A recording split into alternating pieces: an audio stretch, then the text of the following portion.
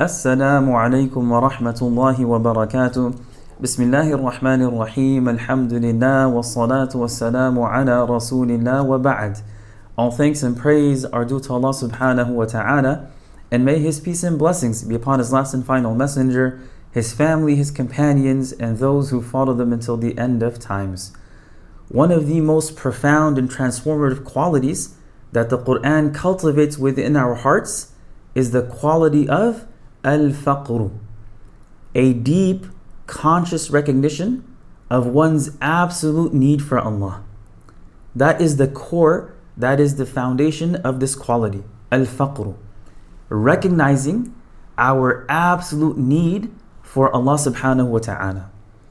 Usually when we hear the word al-Faqr, we immediately think about material poverty, a lack of wealth, a lack of resources, a lack of material possessions. But in the Qur'anic worldview, Faqr is far deeper than that. It's not primarily about what we don't own, it's about what we don't control. It's the realization that in every sense, spiritually, emotionally, intellectually, and materially, we are in need of Allah. That is al-Faqr. That I am in need of my Lord and Creator. Physically, emotionally, intellectually, materially, and spiritually. And Allah subhanahu wa ta'ala, He speaks about this reality with striking clarity. Allah subhanahu wa ta'ala says, Ya ayyuhan nas, antumul fuqara'u ila Allah. Wallahu huwal ghaniyyul hamid. O mankind, Allah speaks to every single human being. Antumul fuqara'u ila Allah. You are the ones in need of Allah. Wallahu huwal ghaniyyul hamid. While Allah subhanahu wa ta'ala is free of need, the praiseworthy. So this verse, it doesn't address the poor alone. It's speaking to all of humanity. It's speaking to you and I. That regardless of wealth, intelligence, strength, status, or success, every single one of us stands in a state of faqr before Allah subhanahu wa ta'ala. And that's why scholars would say, faqr is not the absence of possession, but the absence of self-sufficiency.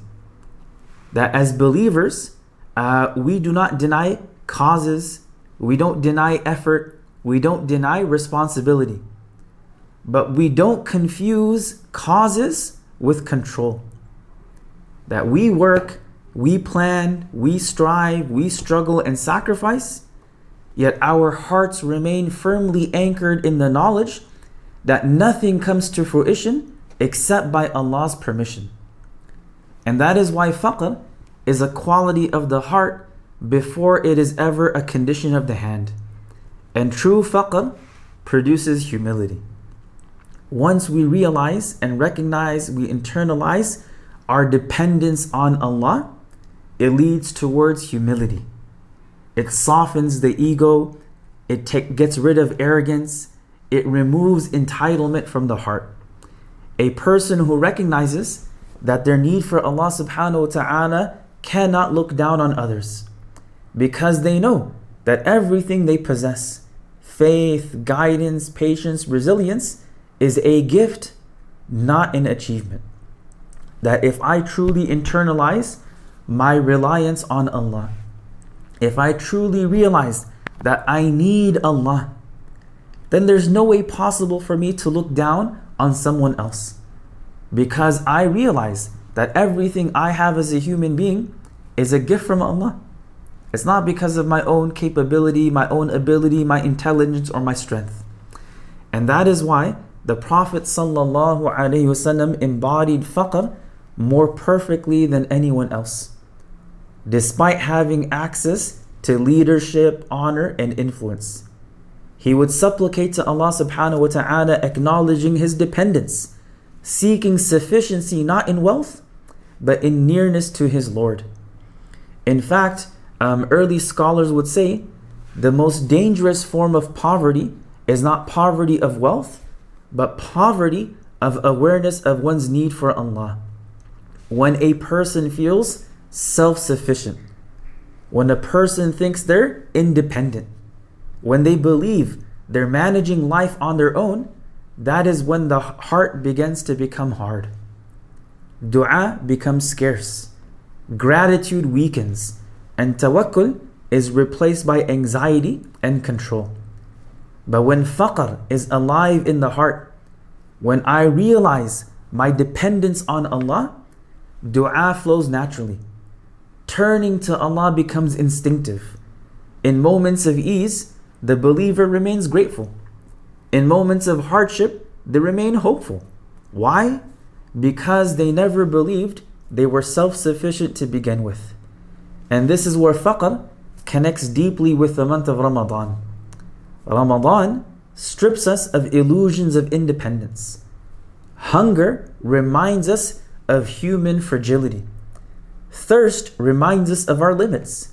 Fatigue reminds us that even our basic strength is not guaranteed. And in that state of physical weakness, Allah subhanahu wa ta'ala invites us to rediscover our spiritual dependence. This is why Ramadan is not meant to break us, it's meant to return us. Ramadan is a return to Allah. It's a return to humility. It's a return to reliance. It's a return to sincere neediness before Allah. I am a faqir. I am in need of Allah's divine help, aid, support, and guidance. And this is something very crucial to understand. Faqr is not humiliation. The world, it teaches us to avoid neediness at all costs. But in front of Allah, before our Lord and Creator, faqr is an honor. To be in need of Allah is not a deficiency. It is the very definition of ubudiyyah. It is the very definition of servitude. And the only ones who are truly lost are those who believe they're not in need. Scholars say, the more a servant recognizes their faqr, the richer their heart becomes. Because richness in the Qur'anic sense is not accumulation, it is contentment with Allah. As the Prophet ﷺ beautifully said, لَيْسَ الْغِنَى عَنْ كَثْرَةِ الْعَرْضِ وَلَكِنَّ الْغِنَى غِنَى النَّفْسِ. Being rich does not mean having a lot of material possessions.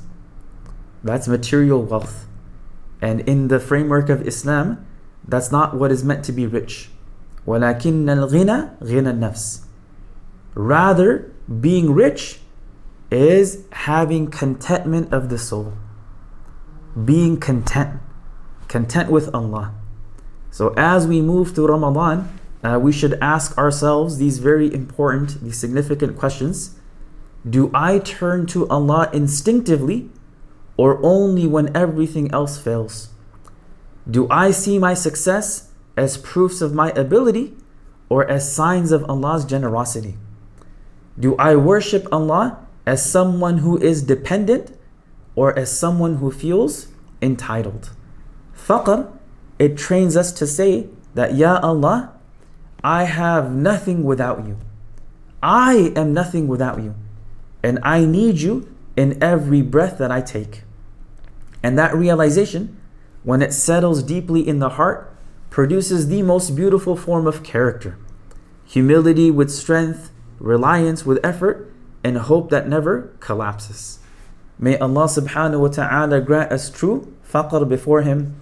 May He enrich our hearts through reliance upon Him.